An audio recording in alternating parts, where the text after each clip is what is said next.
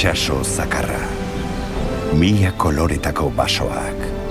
Horma gaindiezinak dituzten mendiak. Isuri amaigabeko ibaiak.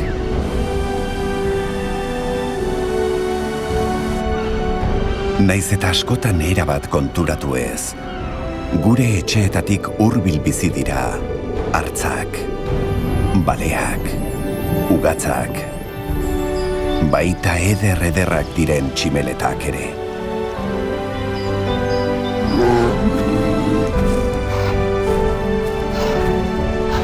Lurralde txikia izan arren, hainbat natura ingurune dauzkan bizilekua da hau.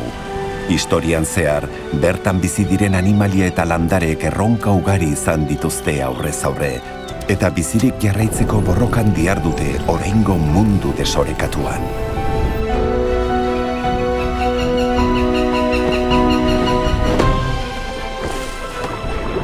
Kantauri itsasoko urotzetatik, Pirinioetako mendi tontor babesgabeetara, gure ondare naturaleko txoko eta izaki harrigarrienetako batzuk ezagutzeko bidaia zoragarria da hau.